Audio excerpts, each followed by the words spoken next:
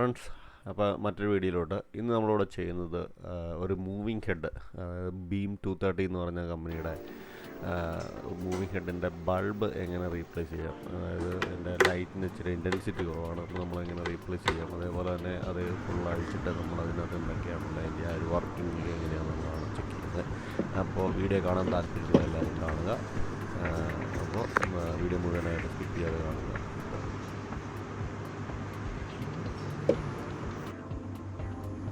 ഇപ്പോൾ ഇത് നമ്മുടെ ലൈറ്റിന് ഇച്ചിരി വെളിച്ചം കുറവുണ്ട്. നമ്മൾ അതിൻ്റെ ഒരു ബൾബ് നമ്മൾ ഓർഡർ ചെയ്ത് വരച്ചിട്ടുണ്ട്. ഈ ബൾബാണ് നമ്മളിത് ഇതുള്ളത്. ഇതൊരു പ്രൊജക്ടർ ലാമ്പ്, സെയിം നമ്മുടെ പ്രൊജക്ടർ ലാമ്പിലൊക്കെ ഉപയോഗിക്കുന്ന ടൈപ്പ് ലൈറ്റാണിത്, സെനോൺ ലാമ്പ്. അതായത് ഇതിനകത്ത് നമ്മളതിൻ്റെ ഒരു ബ്ലാസ്റ്റിംഗ് മോഡ്യൂളും കൂടെ ഓർഡർ ചെയ്തിട്ടുണ്ട്. ചില ടൈമിൽ ഈ ബ്ലാസ്റ്റിംഗ് മോഡ്യൂളിൻ്റെ പ്രോബ്ലം കൊണ്ട് ഇതിന് ലൈറ്റിന് വെളിച്ചം കുറഞ്ഞ് പോകാറുണ്ട്. അപ്പോൾ നമ്മൾ ഓർഡർ ചെയ്തപ്പോൾ രണ്ടും കൂടെ ഓർഡർ ചെയ്തേക്കണം. ലൈറ്റും അതിൻ്റെ ബ്ലാസ്റ്റ് മോഡ്യൂളും കൂടെ ഓർഡർ ചെയ്തിട്ടുണ്ട്. വേണമെങ്കിൽ നമുക്ക് അപ്പുറം ഊരി ചെയ്യാമായിരുന്നു. പിന്നെ ഞാൻ എന്തായാലും ഒരു ബ്ലാസ്റ്റ് മോഡ്യൂളും കൂടെ ഓർഡർ ചെയ്തേക്കണതാണ്. ഇനി സാപ്പ് ചെയ്ത് നോക്കാം നമുക്ക് ഈ ലൈറ്റ്. വേറെ നല്ലതിൻ്റെ ഊരിയിട്ട് ഇങ്ങോട്ട് മാറ്റിയിട്ടാൽ മതി. അപ്പോൾ എനിവേ ഇതിൻ്റെ ലൈറ്റ് എങ്ങനെയാണ് മാറ്റുന്നത് എന്നുള്ളൊരു വീഡിയോ ആണ് നമ്മളിപ്പോൾ ചെയ്യുന്നത്.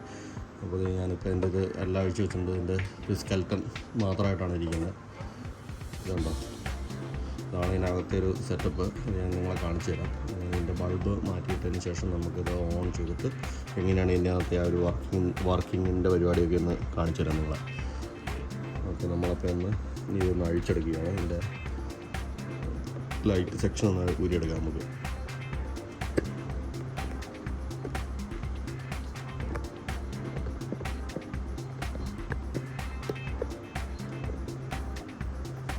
ഇത് ഇവിടെ ആയിട്ടാണ് ഇതിൻ്റെ ലൈറ്റ് ഇരിക്കുന്നത്, ഇതിൻ്റെ ഉള്ളിൽ. അപ്പോൾ ഇതിന് കുറച്ച് ഫാന് കാര്യങ്ങളൊക്കെ വെച്ചിട്ടുണ്ട്, കാരണം നല്ല ചൂടാവുന്ന ഒരു മോഡ്യൂളാണത്. 230 വാട്ട്സിൻ്റെ ബൾബാണ് ഇതിനകത്ത് ഉപയോഗിച്ചിരിക്കുന്നത്. അപ്പോൾ എന്തായാലും നന്നായിട്ട് ഹീറ്റ് ആവുന്നത്. അതുകൊണ്ട് ചുറ്റും ഫാനാണ് ഇരിക്കുന്നത്. അതുപോലെ ടെമ്പറേച്ചർ സെൻസറോ കാര്യങ്ങളെല്ലാം ഉണ്ട്. ഇവിടെ ടെമ്പറേച്ചർ സെൻസറുണ്ട്, ഇവിടെ ഒരു ഫാനുണ്ട്, ഇതിൻ്റെ താഴെ ഒരു ഫാനുണ്ട്. പിന്നെ ഇത് ബൾബിൽ നിന്ന് ഇങ്ങോട്ടുള്ള സക്ക് ചെയ്യാനായിട്ട് ഇവിടെ 2 ഫാൻ ഇരിപ്പുണ്ട്. അപ്പോൾ നമുക്ക് ഇത് അഴിക്കുമ്പോൾ ഇതൊക്കെ കൂടുതലായിട്ട് കാണാൻ പറ്റും.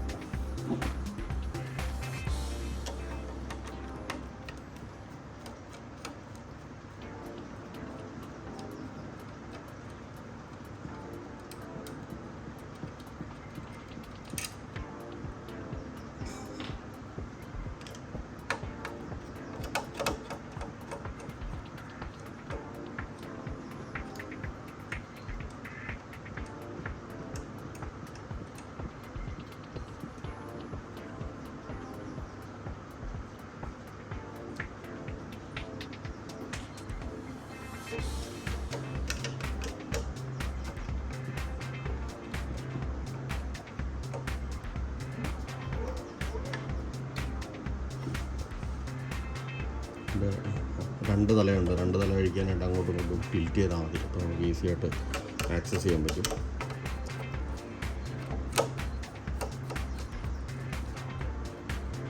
ഈ സിസ്റ്റം എന്ന് പറഞ്ഞു കഴിഞ്ഞാൽ ചെറിയൊരു സംഭവമല്ല, ഇതൊരു വലിയ സംഭവം തന്നെയാണ് ഈ beam-230 7R എന്ന് പറഞ്ഞു കഴിഞ്ഞാൽ. കാരണം ഇതിനകത്ത് മോട്ടറിൻ്റെ എണ്ണം എന്നൊക്കെ പറഞ്ഞു കഴിഞ്ഞാൽ എന്തോ ഒരു മോട്ടർ ഉപയോഗിക്കണം എന്ന് പറയുന്നത്. ഒരു 9 മോട്ടറോളം ഇപ്പോൾ തന്നെ ഇന്നത്തിരിപ്പുണ്ട്. അതായത് നമ്മുടെ സ്റ്റെപ്പർ മോട്ടറും സർവോ മോട്ടറും എല്ലാ ടൈപ്പും ഉണ്ട് ഇതിനകത്ത്. കാരണം അതിൻ്റെ റൊട്ടേഷൻ കൗണ്ടിങ്ങും അതുപോലെ തന്നെ നമ്മുടെ സ്ലോ സ്പീഡിൽ കറങ്ങുന്ന മോട്ടറുകളും ഹൈ സ്പീഡിൽ കറങ്ങുന്ന മോട്ടറുകളും എല്ലാം ഉണ്ട് ഇതിനകത്ത്. സ്റ്റെപ്പർ മോട്ടറുകളാണ് ഫുൾ ഉപയോഗിച്ചിരിക്കുന്നത്, വലിയ സ്റ്റെപ്പർ മോട്ടറുകൾ.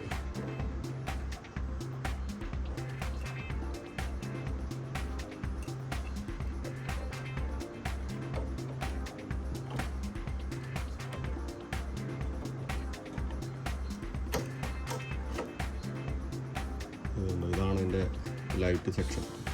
ഇതൊരു ഫാന്, അതുപോലെ ഒരു ഹീറ്റ് സിങ്ക്, 2 ഫാൻ ഇരിക്കുന്നുണ്ടോ, 2 ഫാന്, ഹീറ്റ് സിങ്ക് എല്ലാം കൂടെ കൂടി ഒരു സെക്ഷനാണിത്. ഇത്രയും തന്നെ ലാമ്പിന് വേണ്ടിയിട്ടുള്ളതാണ്. പിന്നെ അതുപോലെ തന്നെ ഇവിടെ ഒരു ഫാൻ വെച്ചിട്ടുണ്ട്. നേരിട്ട് ബൾബിനകത്തുനിന്നുള്ള ഹീറ്റിനെ സക്ക് ചെയ്യാൻ വേണ്ടി ഇവിടെ നിന്ന് ഇങ്ങനെ എടുത്തേക്കാണ് ഒരു ഫാൻ. ഇതെല്ലാം മോട്ടറുകളാണ് ഇരിക്കുന്നത്. കാരണം ഇതിനകത്ത് ഗോബോ, അതായത് ഇതിൻ്റെ ഡിസൈൻസ് മാറ്റുന്നത്, അതുപോലെ കളർ മാറ്റുന്നത്, പിന്നെ ബ്ലറിങ് ആക്കാനുള്ളത്, ഫോക്കസ് കൺട്രോൾ ചെയ്യാനുള്ളത്, ഇതൊക്കെ ഫോക്കസ് മോട്ടറിൻ്റെ സെക്ഷൻസൊക്കെയാണ് ഇത് ഇവിടെ വരുന്നത്. ഈ റബ്ബർ ഇതൊക്കെ അങ്ങനെ പല പല സെക്ഷൻസാണ് ഇതിനകത്തുള്ളത്. ഇതിൻ്റെ ഫോക്കസ് മോട്ടറാണ് ഇത് രണ്ടെണ്ണം. ഇത് നമുക്കിത് ലോങ് ഡിസ്റ്റൻസിലോട്ട് പോകുന്നതനുസരിച്ച് ഇതിൻ്റെ ആ ഒരു ഷേപ്പിൻ്റെ ബ്ലർനെസ് വരും. ഷേപ്പ് കറക്റ്റാക്കാൻ വേണ്ടിയിട്ട് നമ്മൾ ഇതിൻ്റെ ഫോക്കസ് അഡ്ജസ്റ്റ് ചെയ്തിട്ടാണ് നമ്മൾ ചെയ്യുന്നത്. നമ്മൾ കൺട്രോൾ വെച്ചിട്ടാണ് അതൊക്കെ ചെയ്യുന്നത്. ഓട്ടോ മോഡിലിട്ട് കഴിഞ്ഞാൽ ഇതെല്ലാം തന്നെ ഓട്ടോമാറ്റിക് കൺട്രോൾ ആയിക്കോളും. നമുക്ക് ഇതിൻ്റെ ബൾബ് നമുക്ക് ഊരിയെടുക്കാം. പിച്ചോടെ ആക്സസ് ചെയ്യാം. ഈ 2 പ്ലേറ്റിൻ്റെ 2 സ്ക്രൂ ഒഴിച്ചാൽ മതി. നമ്മൾ ആദ്യം ഇതിൻ്റെ കേബിൾസ് റിമൂവ് ചെയ്യുകയാണ്.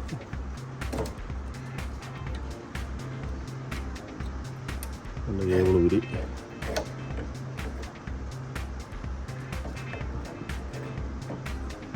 ഇതിൻ്റെ ഈ കണക്ടർ ഊരി കഴിഞ്ഞാൽ ഇതെല്ലാം കുറച്ചുകൂടെ ഈസി ആയിട്ട് ആക്സസ് ചെയ്യാം.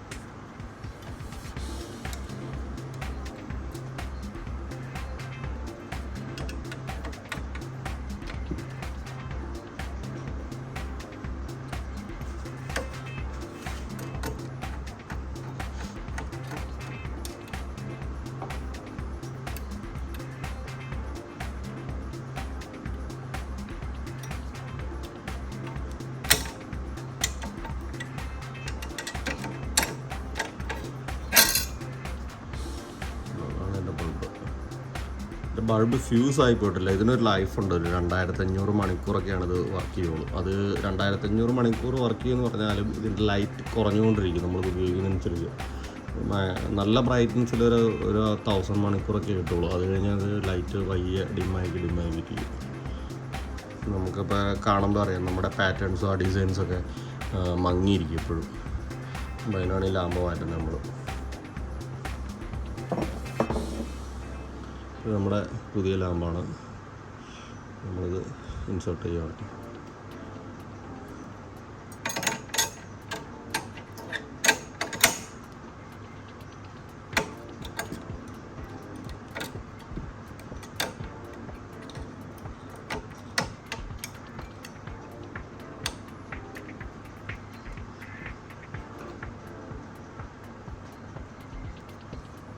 ഇതിനൊരു കറക്റ്റ് ഒരു ലോക്കുണ്ട്, ഒരു വെട്ടുമുണ്ട്.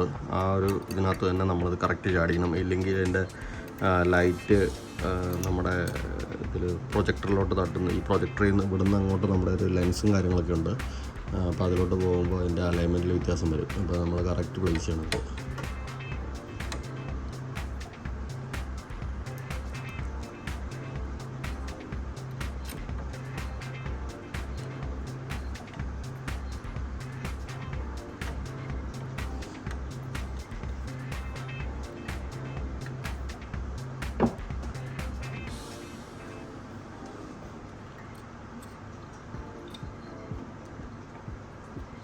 ഇതാണ് ലൈറ്റ്. ഇത് കണ്ടോ, ഇതൊരു ടെമ്പറേച്ചർ കൺട്രോളറാണിത്. അതായത് ഇത് ഓവർ ടെമ്പറേച്ചറോടെ വന്നു കഴിഞ്ഞാൽ ഇത് കട്ട് ഓഫ് ആവാൻ വേണ്ടിയിട്ടുള്ള സ്വിച്ചാണ്. അത് കഴിഞ്ഞ് ഇത് കൂൾ ഡൗൺ ആയിട്ടാണ് പിന്നെ ഇത് ഓൺ ആവുള്ളൂ ഈ ലൈറ്റ്.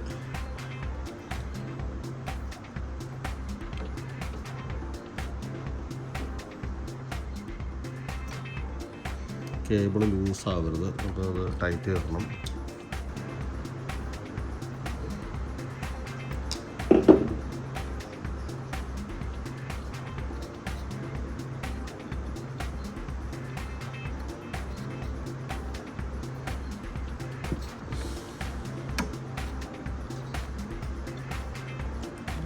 നമ്മളതിൻ്റെ ലോക്ക് കയറ്റി നല്ല ടൈറ്റാക്കി കയറ്റി. അതുകൊണ്ടാണ് ഇച്ചിരി ടൈം എടുത്തത്. അല്ലെങ്കിൽ അത് ലൂസായിട്ട് ആർക്ക് ചെയ്യും ഇവിടെ. കാരണം ഹൈ വോൾട്ടേജാണ് പോകുന്നത്.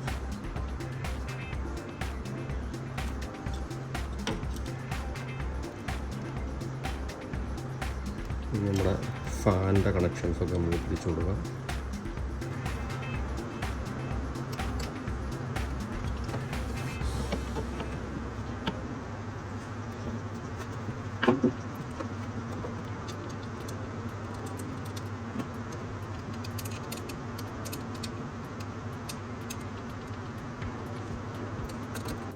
അപ്പോൾ നമുക്കൊന്ന് കണക്റ്റ് ചെയ്ത് നോക്കാം.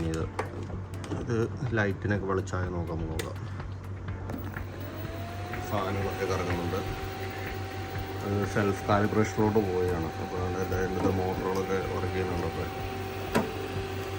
എല്ലാ സാധനങ്ങളും ആ ഒരു നമ്മൾ ലാസ്റ്റ് സെറ്റ് ചെയ്ത ആ ഒരു ഓപ്ഷനെ കാണാം, അതിലോട്ട് മൂവ് ചെയ്ത് പോകുന്നതാണ്.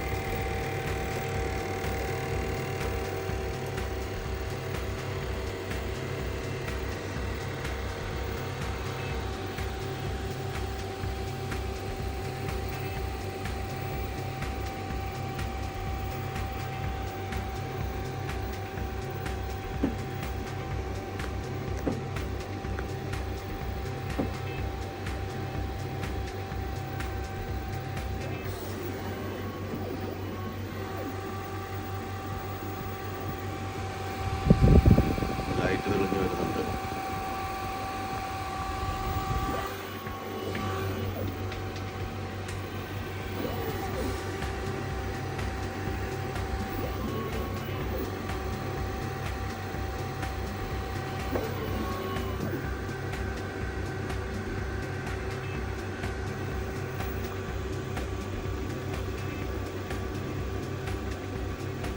ഇതിന് കുറേശ്ശെയാണ് എൻ്റെ ബ്ലാസ്റ്റ് യൂണിറ്റിൽ നിന്ന് വെളിച്ചം കയറിയിട്ടുള്ളൂ.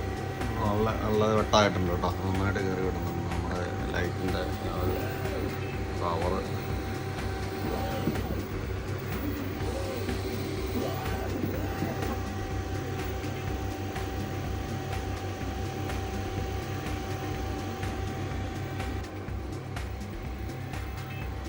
ഈ ലൈറ്റ് ഇതിനകത്ത് ഫ്ലാഷ് ചെയ്യുന്നില്ല, ഇതിനകത്ത് ഷട്ടറുകൾ ഉപയോഗിച്ചാണ്. ലൈറ്റ് വൺസ് ഓൺ ആയി കഴിഞ്ഞാൽ പിന്നെ ഇത് ലൈറ്റ് ഓഫ് ആവാറില്ല. പിന്നെ ഇതിനകത്ത് ഷട്ടറുകളാണ് ഇതിൻ്റെ ലൈറ്റിൻ്റെ ഫ്ലാഷിങ്, അതിൻ്റെ ബ്രൈറ്റ്നസ് ഒക്കെ കൺട്രോൾ ചെയ്യുന്നത്. ഇതുണ്ട്, ഇതിപ്പം മിന്നുന്നുണ്ട്. ഇതിനകത്തൊരു ഷട്ടറുണ്ട്, ആ ഷട്ടറാണ് മൂവ് ചെയ്യുന്നത്.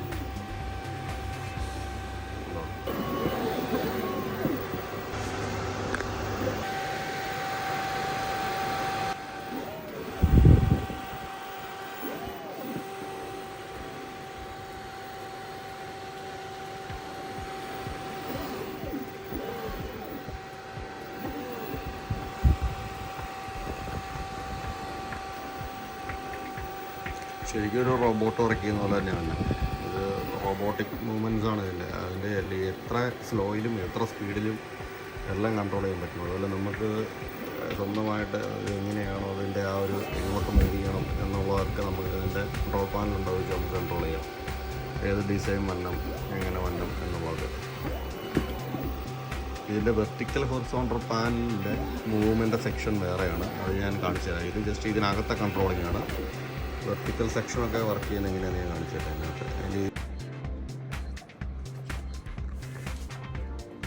ഇത് കണ്ടോ, ഇതാണ് നമ്മുടെ ആ ഒരു മൂവിങ് ഹെഡ് 230 beam-230യുടെ സ്കെൽറ്റൺ ബോഡിയാണിത്.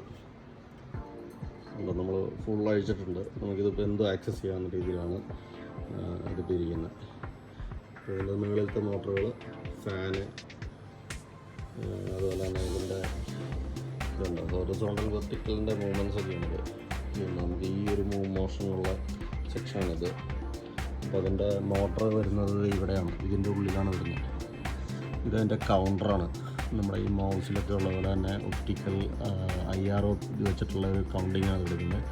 ഇത് വെച്ചിട്ടാണ് അതിൻ്റെ കാലിബ്രേഷൻ കാര്യങ്ങളൊക്കെ നമ്മൾ ചെയ്യുന്നത്. അപ്പോൾ ഈ ബെൽറ്റൊക്കെ മാറുന്ന സമയത്ത് നമ്മൾ തിരിച്ച് കാലിബ്രേറ്റ് ചെയ്യണം.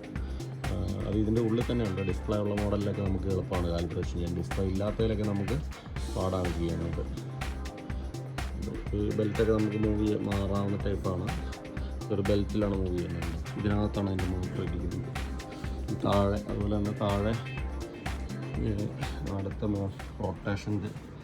റൊട്ടേഷൻ്റെ മോട്ടർ ഇതുണ്ടോ, ഇവിടെ ബെൽറ്റ് ഉണ്ട്. ഇതാണ് നമ്മുടെ ഈ ഒരു മോഷനുള്ള ഇതിൻ്റെ മോട്ടർ ഇതിനകത്തുണ്ട്. അതുപോലെ തന്നെ ഇതിൻ്റെ കൗണ്ടർ ഇതിനകത്തുണ്ട്. ഇതിൻ്റെ ആ ഒരു ഏത് പൊസിഷനിൽ വന്ന് നിൽക്കണം എന്നൊക്കെ ഉള്ളതിൻ്റെ പ്രോഗ്രാം ചെയ്ത് വെച്ചതനുസരിച്ച് വരുന്ന ഒരു കൗണ്ടറിൻ്റെ ഇതാണിത്.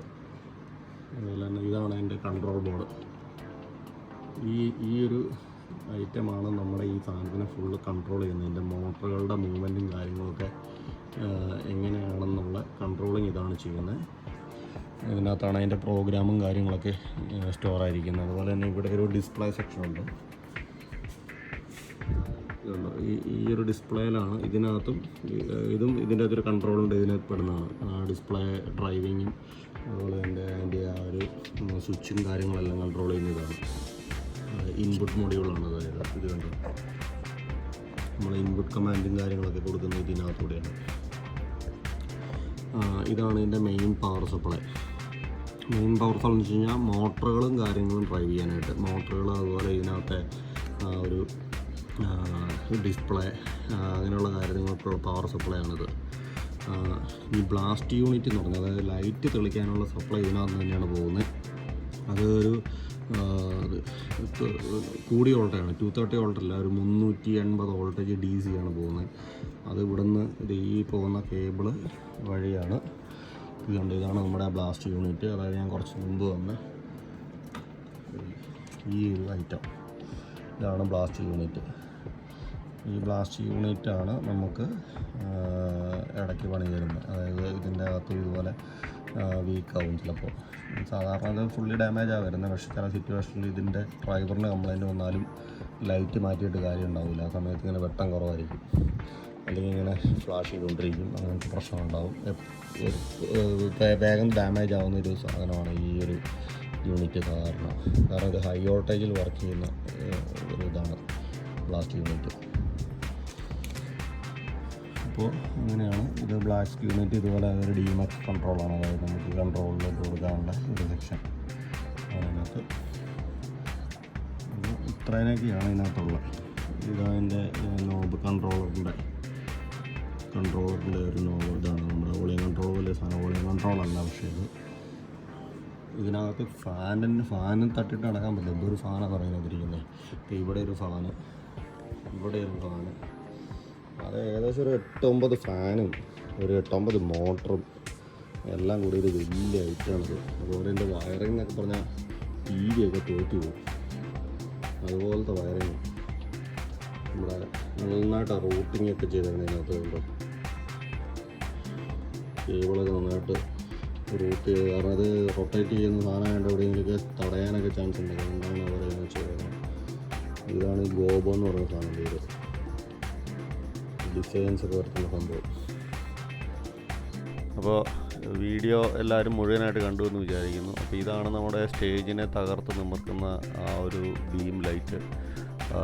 എല്ലാ പരിപാടികൾക്കും സാധാരണ ഇപ്പോൾ ഔട്ട്ഡോർ ഇൻഡോറിലെല്ലാം ഉപയോഗിക്കുന്ന ഒരു മെയിൻ ലൈറ്റാണ് ഈ പറയുന്ന ബീം ലൈറ്റ്, അതായത് മൂവിങ് ഫ്ലഡ് ലൈറ്റ്. അപ്പോൾ അതെങ്ങനെയാണ് അതിൻ്റെ വർക്കിങ്, അതുപോലെ തന്നെ അതിനകത്ത് എങ്ങനെയാണ് അതിൻ്റെ ആ ഒരു മൂവ്മെൻറ്റ്സ് കാര്യങ്ങൾ ഡിസൈൻസൊക്കെ വരുന്നത് എങ്ങനെയാണെന്ന് നിങ്ങൾക്ക് മനസ്സിലായെന്ന് വിചാരിക്കുന്നു. അപ്പോൾ ഇതുപോലെയുള്ള വ്യത്യസ്തമായ വീഡിയോസ് കാണുവാനായിട്ട് ചാനൽ സബ്സ്ക്രൈബ് ചെയ്യുക. അതുപോലെ തന്നെ ഇഷ്ടപ്പെട്ടാൽ ലൈക്ക് ചെയ്യുക, ഷെയർ ചെയ്യുക. അപ്പോൾ മറ്റൊരു വീഡിയോ ആയിട്ട് നമുക്ക് പിന്നെ കാണാം. Okay, thank you.